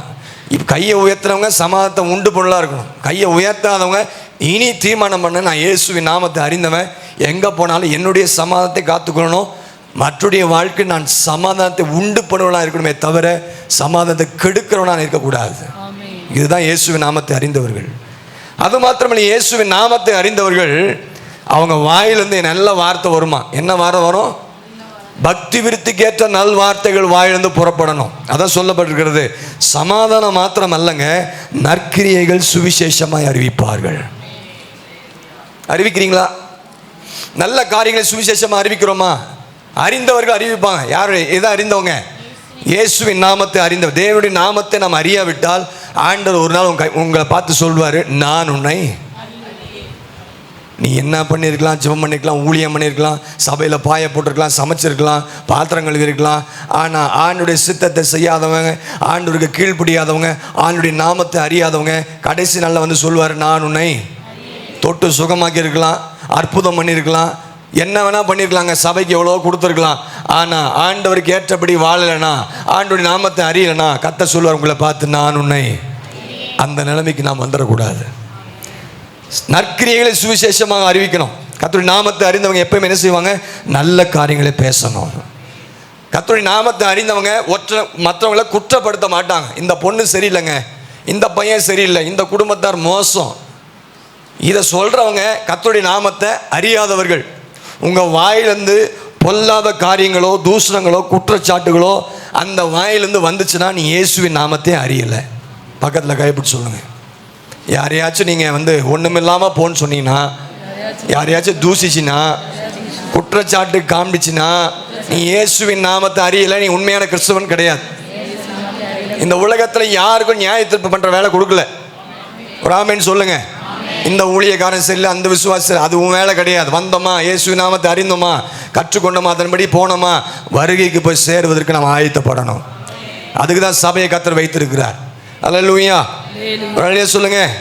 இன்னைக்கு பாருங்க, மற்றவங்க எப்பயுமே சிலர்லாம் பார்த்தீங்கன்னா எப்பவுமே குற்றப்படுத்திட்டே இருப்பாங்க. இவன் சரியில்லைங்க, என் மருமக சரியில்லை, என் மாமியார் சரியில்லை, என் புருஷன் சரியில்லை, என் மனைவி சரியில்லை, நீ சரியில்லை. நீ அன்பா இருந்தீங்கன்னா கர்த்தர் மேலே எல்லாமே அங்கே பர்ஃபெக்டாக இருக்கும். என்ன புரியுதா? ஏன் சொத்து பிரச்சனை வருது? விசுவாசி வாழ்க்கையில் ஏன் சொத்து பிரச்சனை வருது? ஏன் பிரச்சனை வருது? குடும்பத்தில் அன்பு இல்லை. யார் மேலே? தேவன் மேல். கத்தர் மேல அன்பு இல்லை. உன் பிள்ளை வாழ்க்கையில் ஏன் அங்கே பிரச்சனை வருது? வேலையில் ஏன் அடி, பனிஷ்மெண்ட் கொடுத்துட்டு வெளியே தூக்கி போடுறாங்க? எதுக்காக?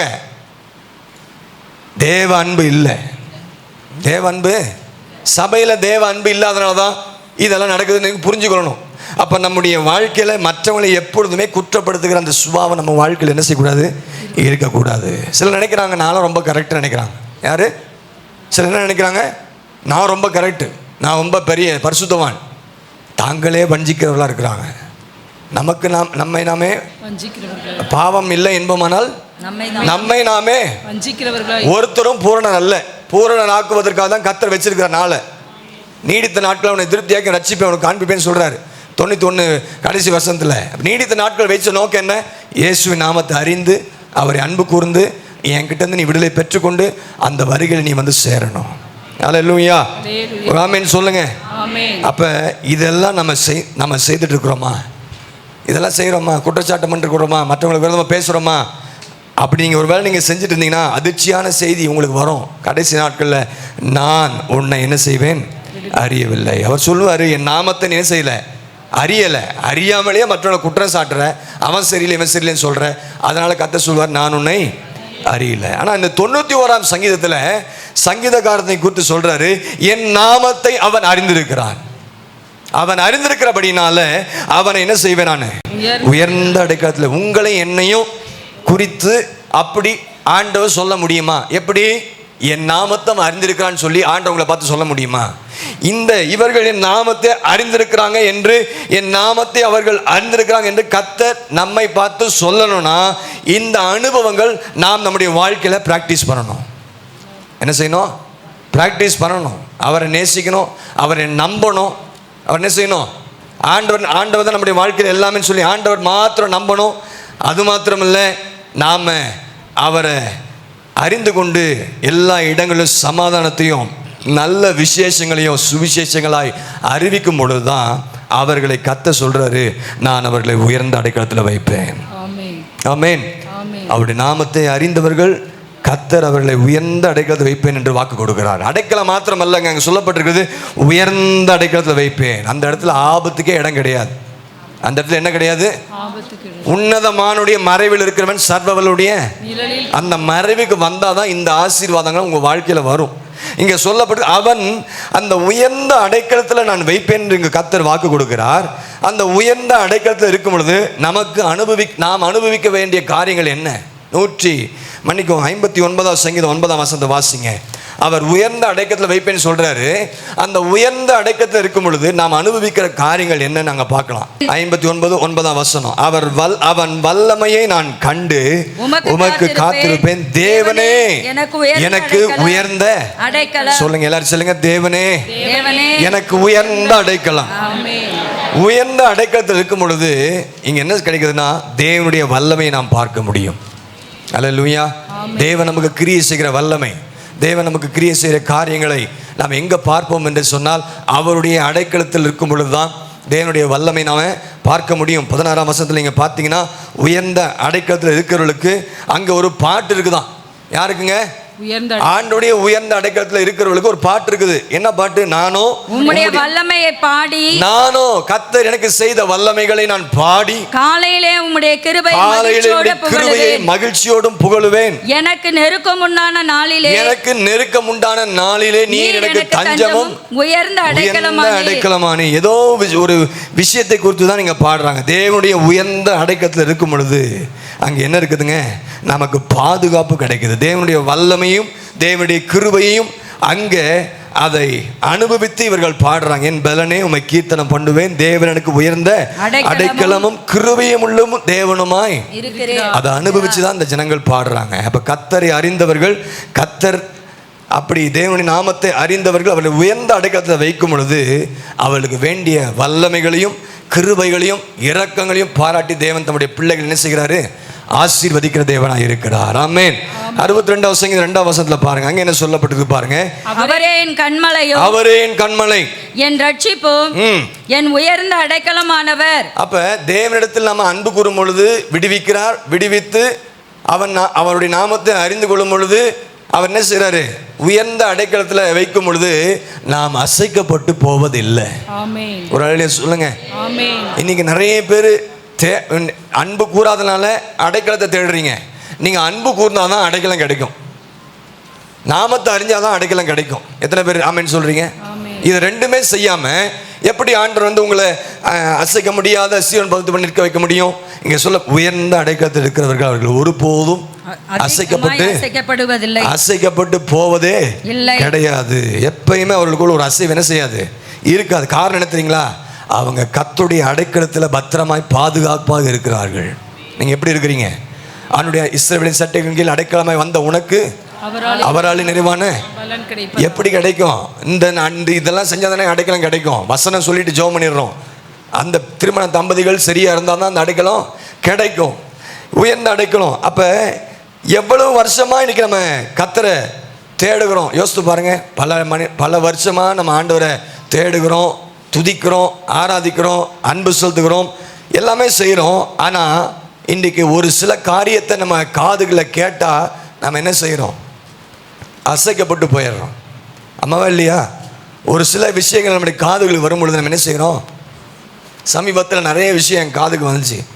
அதெல்லாம் கேட்கும் போது ஒரு அசைவு உண்டாச்சு, வேதனையாகவும் இருந்துச்சு, கண்ணீராகவும் இருந்துச்சு, கஷ்டமாகவும் இருந்துச்சு. ஆனால் அந்த நேரத்தில் தான் இந்த வசனத்தை என்னோட கூட கர்த்தர் பேசினார்.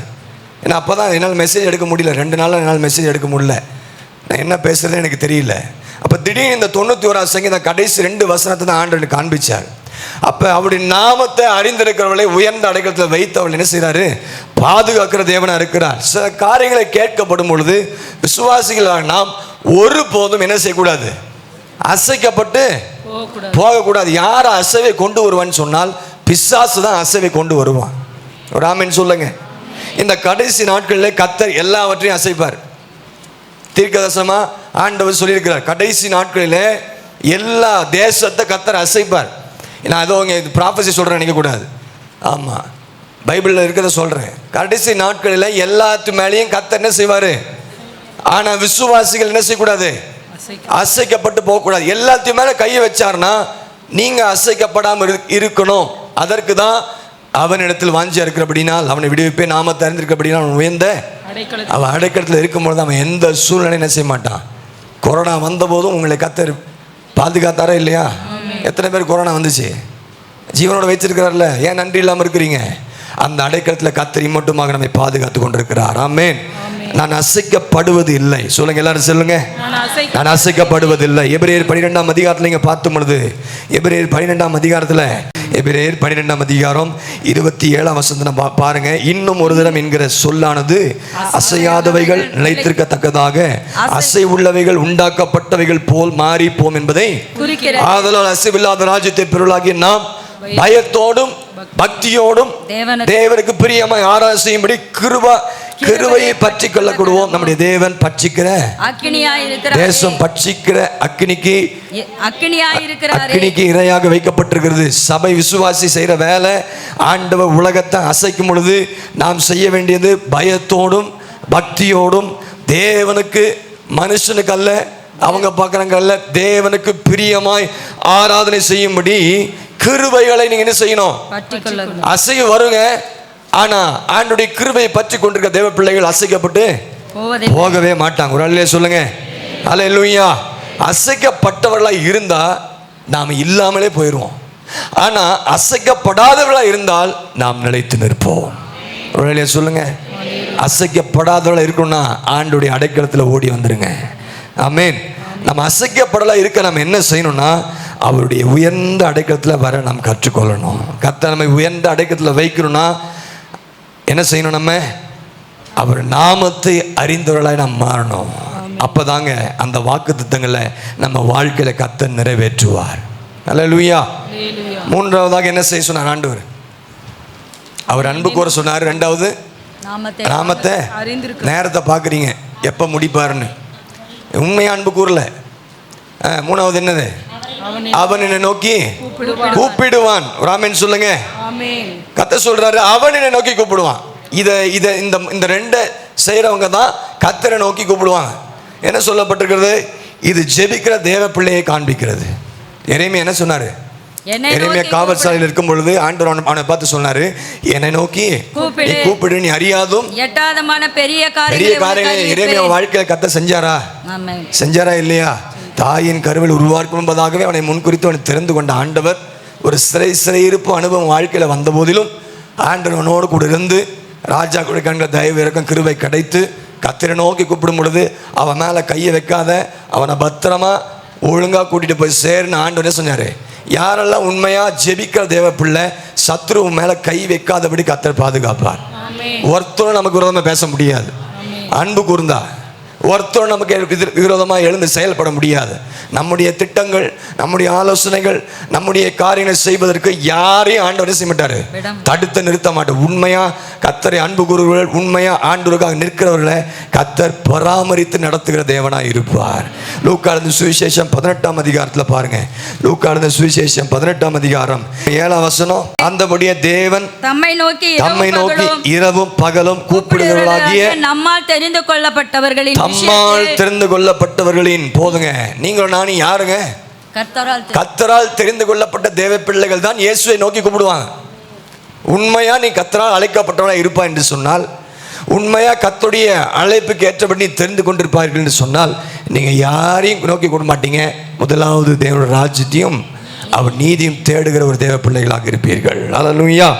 அதான் சொல்றது, தம்மை நோக்கி இரவும் பகலும் கூப்பிடுவர்களாகிய தம்மால் தெரிந்து கொள்ளப்பட்டுள்ளாகிய பிள்ளைகள் என்று கர்த்தர் இங்கே சொல்லுகிறார். நாம் கர்த்தரால் அழைக்கப்பட்டிருக்கிற தேவ பிள்ளைகள் ஒருபோதும் மற்றவரை நோக்கி நாம் கூப்பிட மாட்டோம். இயேசுவை மட்டும்தான் நாம் நோக்கி கூப்பிடுவோம். எத்தனை பேர் ஆமென் சொல்றீங்க? அல்லேலூயா. நாம் எப்பொழுதும் அவரை நோக்கி கூப்பிடலாம் இருக்க வேண்டும். எப்பொழுதுமே இயேசுவை நோக்கி என்ன செய்யணும்?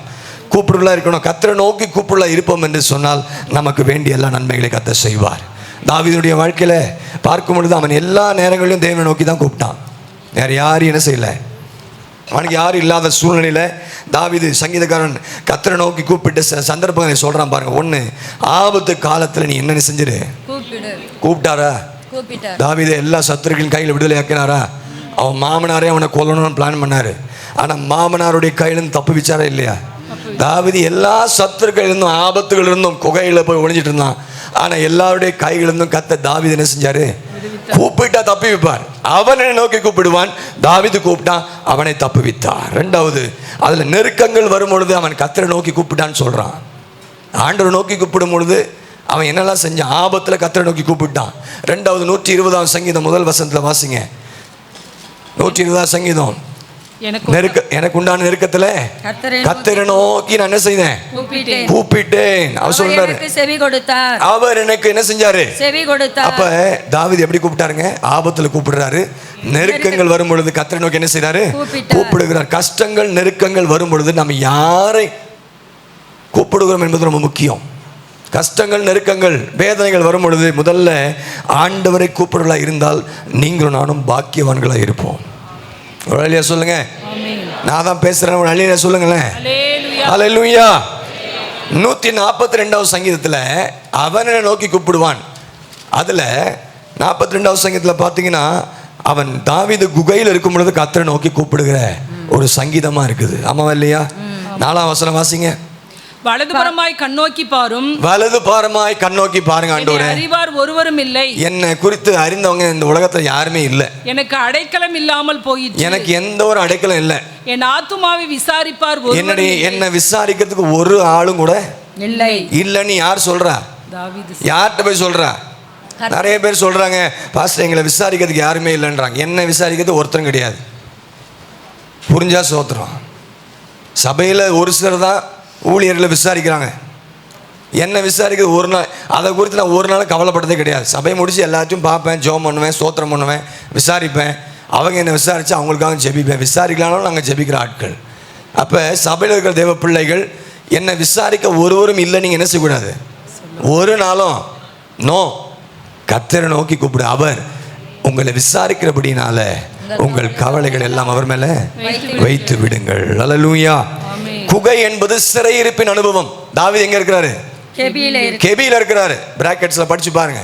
அந்த குகை, அந்த கெபியில இருக்கிற அந்த தாவீது யாருடைய உதவியை நோக்கி தேடல, அவன் கர்த்தரை நோக்கி கூப்பிடுகிற ஒரு மனிதனாக இருந்தான். ஆமென். நாம் அப்படி கர்த்தரை நோக்கி கூப்பிடும் பொழுது நமக்கு உதவி செய்கிற கரம் ஆண்டுடைய கரமாக இருக்கும். அல்லேலூயா. ஒருத்தரும் நமக்கு உதவி செய்ய மாட்டான், எழுதி வச்சுக்கோங்க. சொந்தக்காரனும் சரி, யாரையும் சரி, இயேசு ஒருவர் தான். அவரை பிடிச்சிக்கிட்டிங்கன்னா அவர் எல்லா நேரத்திலையும் கர்த்தர் நமக்கு உதவி செய்வார். மனுஷன் செய்வேன்னு சொல்லுவான், ஆனால் செய்யாமல் போயிடுவான். ஆனால் ஆண்டவர் அப்படி இல்லை. நீங்கள் ஜெபம் பண்ணி செஞ்சீங்கன்னா அதற்கேற்ற உதவி செய்கிற ஆட்களை கர்த்தர் நமக்கு தந்து நடத்துவார். ஆமென். தனக்கு அடுத்தது சொல்றாரு பாருங்க. அவர் என்ன சொல்றார்? தனக்கு எந்த விதமான ஆதரவு இல்லை. என்ன சொல்றாரு? கண்ணோக்கி பாரும், என்னை அறிவார் ஒருவரும் இல்லை. எனக்கு அடைக்கலம் இல்லாமல் எனக்கு ஆதரவே இல்லாண்டவரே. எனக்கு ஆதரவு அடைக்கலம் இல்லை. ஆனாலும் அப்படிப்பட்ட அடைக்கலம் இல்லாத, ஆதரவு இல்லாத பொழுது அவன் கர்த்தரை நோக்கி கூப்பிடுகிற நீங்க பார்க்க முடியும். நமக்கும் கூட நமக்கு உதவி இல்லாத நேரங்களில், வேலையில் ஒருவரும் நமக்கு உதவி செய்யாத போது யாரை நோக்கி கூப்பிடணும்? சில காரியங்களை செய்யலான்னு திட்டம் பண்ணுவோம், ஆனால் யாரும் செய்ய மாட்டாங்க, கேட்க மாட்டாங்க, உதவி செய்ய மாட்டாங்க. ஆனால் அதற்கேற்ற உதவி செய்கிற ஆட்களை கர்த்தர் நமக்கு எழுப்பி தருவார். எத்தனை பேருக்கு அப்படி ஆண்டவர் செஞ்சிருக்கிறாரு? எனக்கு கர்த்தர் செஞ்சிருக்கிறார், உங்களுக்கு செஞ்சிருக்காரு இல்லையா? எல்லா சூழலும் நமக்கு கூப்பிட வேண்டிய ஒரே ஒரு நபர் இயேசு ஒருவர் மாத்திரம்தான். அது மாத்திரம் அடுத்து சொல்றாரு, தன்னை அறிந்து கொள்ளக்கூடிய ஒருவரும் இல்லாத வேளையில அவன் கர்த்தரை நோக்கி, நம்மை குறித்து ஒருவரும் அறியாத வேளையில, ஒருவரும் உதவி செய்ய முடியாது அந்த நேரத்தில் அவன் யாரை நோக்கி கூப்பிடுகிறான்? கர்த்தரை நோக்கி. சில நெருக்கமான பாதையில் நாம் போகிற பொழுது, கஷ்டமான பாதையில் போகிற பொழுது யாருக்குமே தெரியாது நான் எந்த வழியில் போகிறேன்னு விசுவாசிக்கு தெரியாது. நீங்கள் எந்த வழியில் போகிறீங்கன்னு எனக்கு தெரியாது. அது யாருக்கு தெரியும்? கர்த்தருக்கு ஒருவருக்கு மாத்திரம்தான் தெரியும். ஆனால் அந்த பாதையிலும் நம்மை கண் கலங்காமல் நம்ம நேர்த்தியாய் நம்மை நடத்துகிற இயேசு ஒருவர் இருக்கிறார் என்பதை நீங்கள் அறிந்து கொள்ளணும். ஒரு அலையிலே சொல்லுங்க. அந்த சந்தர்ப்பத்தில் தாங்க பிசாசு நம்ம வாழ்க்கையில் இருக்கிற ஆவிக்குரிய ஜீவியத்தை நஷ்டப்படுத்தி பண்ணி பார்ப்பான், தேடக்கூடாதபடி பார்ப்பான். அப்படிப்பட்ட சூழ்நிலையில் தேட விடாமல் பல விதமான சரீரத்தில் பலவீனங்களை கொண்டு வருவான். ஆனால் அதை தாண்டியும் கர்த்தரை தேடுகிற பிள்ளைகளை ஒருபோதும் கர்த்தர் கைவிடவே மாட்டார். சங்கீதக்காரன் இப்படிப்பட்ட பாதையில் அவன் போகும்போது அவன் கர்த்தரை நோக்கி கூப்பிடுவதாக சொல்கிறான். அப்போ இந்த காரியங்களை நம்ம பார்த்தோமே, இது போல நீங்களும் நானும் யாரை நோக்கி கூப்பிடணுங்க? கர்த்தரை நோக்கி. அப்படி கர்த்தரை நோக்கி கூப்பிடும்போது என்ன செய்கிறார் ஆண்டவர்? என்ன செய்யறார்? அடுத்த பகுதி, மறு உத்தரவு அருளுகிறார். எப்படி மறு உத்தரவு அருளாரு? 65 சங்கீதம் 5 வசனத்தை பாருங்க. ஆண்டவர் சொல்றாரு, நான் இப்படி நாம் கர்த்தரை நோக்கி, தாவீது எப்படிலாம் கூப்பிட்டாரு பாருங்க. எந்தெந்த காலகட்டங்களில் கர்த்தரை நோக்கி கூப்பிடும் பொழுது அவனுக்கு மறு உத்தரவு கொடுத்தார். அப்ப நீங்களும் நானும் கர்த்தரை நோக்கி கூப்பிடும் பொழுது நமக்கு மறு உத்தரவு பதில் கொடுப்பார்னு சொல்றாரு. எப்படி? பூமியின் கடையாந்தரங்களிலும் தூரமான சமுத்திரங்களிலும் உள்ளவர்கள் எல்லாரும் நம்பும் நம்பிக்கையா இருக்கிற எங்கள் ரட்சிப்பின் தேவன் நீ பயங்கரமான காரியங்களை செய்கிறதுனால் எங்களுக்கு நீதி உள்ள உத்தரவு அருளுகிறீர். அல்லேலூயா. ஆண்டவர் ஜெபத்தை கேட்டு மறு உத்தரவு அருள் செய்யும் பொழுது தேவன் உத்தரவு அருளும் போது நீதியை விளங்க செய்கிற தேவனா இருக்கிறார். எந்த பக்கம் நியாயம் இருக்குதோ அந்த பக்கம் கர்த்தர் நிற்பார். அந்த பக்கம் என்ன செய்வார்? பதில் கொடுப்பார். நீதி இல்லாத இடத்துல ஆண்டவர் செய்ய மாட்டார். எங்க சரியான காரியம் இருக்குதோ அங்க தேவன் அவருக்கு உத்தரவு அருளும் பொழுது அந்த நீதியை விளங்க செய்யும் பொழுது எல்லாருக்கும் ஒரு பயத்தை கர்த்தர் உண்டாக்குவார். ஆமென் சொல்லுங்க. உங்க ஜெபம் கேட்ட உடனே, மறு உத்தரவு கொடுத்த உடனே கர்த்தருடைய நீதி எங்க விளங்கும். அங்க கர்த்தருக்கு ஏற்ற பயம் உங்களை சுற்றி உள்ளவர்களுக்கு உண்டாகும் என்பதை இதை காண்பிக்கிறது. ஆமென். நாம் உண்மையாக கர்த்தரை நோக்கி கூடும் பொழுது நமக்கு கொடுக்கிற மறு உத்தரவுல தேவ வல்லமையை விளங்கும்படி அங்கே கர்த்தர் செய்கிறார். 99 சங்கீதம் 8 வசனத்தில் பாருங்க, அவர் உத்தரவு அருளும் பொழுது நமக்கு மன்னிப்பை கர்த்தர் தருகிறார். எங்கள் தேவனாகிய கர்த்தாவே, அவர்களுக்கு உத்தரவு அருளினீர். நீர் அவர்கள் கிரியைகள் நிமித்தம் நீதி சரிகட்டின் போதிலும் அவர்களுக்கு மன்னிக்கிற தேவனாய். அவர் உத்தரவு அருளும் போது நமக்கு என்ன கிடைக்குதுங்க? தேவ நீதியை விளங்க செய்கிறார்.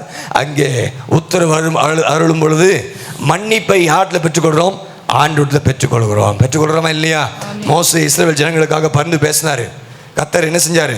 கர்த்தர் உத்தரவு அருளி உன்னுடைய வார்த்தையின்படியே என்ன செய்கிறேன்? மன்னித்தேன் என்று சொல்லி அங்கே சொல்லுகிறத பார்க்க முடியும். ஆமாம் இல்லைங்களா? அதை பார்த்து அப்போ காட் செட் ஆண்டவர் மோசேட்ட சொல்றாரு, எந்த ஜாதிகளுக்கும் உள்ளும் செய்யப்படாத அதிசயத்தை நான் உன் நடுவில் செய்வேன் செய்வேன் என்று சொல்லி யாருக்கு வாக்கு கொடுத்தாரு? மோசைக்கு கொடுத்தாரு. அப்ப நான் உன்னோடு கூட இருந்து செய்யற காரியம் பயங்கரமா இருக்குன்னு சொல்லி மோசைக்கு கூட. அப்ப இதுல இருந்து நம்ம என்ன விளங்கி கொள்றோம்? மன்னிக்கிறாரு, உத்தரவு எழுகிறாரு, மன்னிக்கிறாருன்னா அங்க மன்னிப்பு கிடைத்த உடனே அந்த அங்க ஒரு மன்னிப்புக்கு பிறகு அங்க ஒரு அற்புதம் அதிசயம் நடக்குது நம்ம பார்க்க முடியும். அல்லேலூயா.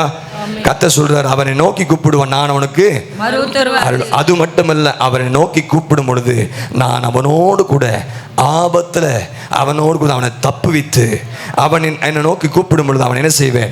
கனப்படுத்துவேன். இந்த நாட்கள்ல இந்த வாக்குத்தத்தங்கள் எல்லாம் நம்முடைய வாழ்க்கையில நிறைவேற்ற கர்த்தர் விரும்புகிறார். ஒரே சொல்லுங்க பார்க்கலாம். அல்லேலூயா. இந்த ரெண்டு வாக்குத்த வசனத்துடைய அர்த்தம் இதுதான். இன்னும் ஆழமாக நிறைய பேசிட்டு போல நேரம் இல்லை. அப்போ நம்ம செய்ய வேண்டியது என்னதுங்க? ஒன்று அன்பு கூறணும், ரெண்டாவது அவர் அன்பு கூர்ந்து செய்ய வேண்டியதை செஞ்சணும், செஞ்சாதான் விடுவிப்பார். ரெண்டாவது அவர் நாமத்தை, என்ன நாமத்தை, அந்த நாமத்தை அறிந்து கொள்ளும் பொழுது என்ன செய்வார்? உயர்ந்த நாமத்தை அறிஞ்சாதான் பாதுகாப்பு கிடைக்கும், உங்களுக்கும் சரி எல்லாத்துக்கும். அதுக்கப்புறம் அவனை நோக்கி கூப்பிடுவான், அவனுக்கு என்ன செய்வாரு? மறு உத்தரவு அருளி செய்கிற தேவனாய் இருப்பார். அல்லேலூயா. இந்த மூன்றையும் நாம் செய்யும் பொழுது தேவன் நமக்கு அதிகமான காரியங்களை செய்கிறதா இருக்கிறார். இந்த மூன்றை செஞ்சா போதும். நான் என்ன செய்கிறேன்? 6 உன் கையில் கொடுக்குறேன்னு சொல்றாரு. இன்றைக்கு இது உங்க கையில தான் இருக்குது. இந்த 3 செஞ்சா 6 ஆசீர்வாதத்தை கர்த்தர் கொடுக்குறாரு. அந்த 6 ஆசீர்வாதத்தை உங்களோட கூட கர்த்தர் பேசியிருக்கிறார். 6 என்பது டபுள் பிளஸ்ஸிங்கை கர்த்தர் கொடுக்கிறார். அப்போ இந்த 3 நாம் கர்த்தர் இந்த பிரகாரமாக நம்மை ஆசீர்வதிக்க கர்த்தர் விருப்பமுள்ளவராக இருக்கிறார். அல்லேலூயா. இந்த நாட்கள் நாம் எப்படி இருக்க வேண்டும் என்று கர்த்தர் விரும்புகிறார். இப்படியெல்லாம் நீங்கள் இருந்தால் நான் உங்களை ஆசீர்வதிப்பேன் கர்த்தர் எதிர்பார்க்கிறார். ஆகவே இந்த ஆசீர்வாதமான நம்முடைய வாழ்க்கையில் இந்த காரியங்களை வாக்கு பண்ணிருக்கிறார் என்றால் ஆண்டவர் நம்முடைய வாழ்க்கையில் எதிர்பார்க்கிற காரியங்களை செய்ய விசுவாசிகள் தீர்மானம் பண்ணுங்க. கர்த்தர் உயர்ந்த அடைக்கலத்தில் உங்களை வைத்து உங்களை ஆஸ்வதிக்க வல்லவராக இருக்கிறார். அல்லேலூயா. கண்களை மூடி ஆண்டவர் நோக்கி நாம் பார்ப்போமா? எல்லாரும் தேவ சமூகத்தில் எழுந்து. ஆபத்திலும் அவரை நான் நோக்கி கூப்பிடும் வேளையிலோ என்னை தப்புவித்து மற்றும் ரட்சிப்பாரே என் ஆத்துமனேஸ்வரவர்.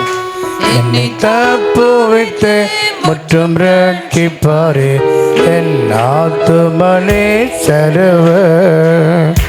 அவர் சேட்டையின் கீழ் கிளம் புகவே தம் சிறகுகளால் மூடுவார். அவர் சேட்டையின் கீழடைக்கலம் புகவே தம் சிறகுகளால் மூடுவார். இன்னத்தின் மேலும் நடந்து வலு சர்பத்தையும் மிதிப்பார். அவன் நாமத்தை நீ மட்டும் நம்பினதா உன்னை விடுவித்து காத்திடுவார். அவன் நாமத்தை நீ மட்டும் நம்பினதா உன்னை விடுவித்து காத்திடுவார். அவன் சேட்டையின் கீழ் கிளம் புகவே தம் சிறகுகளால் மூடுவார்.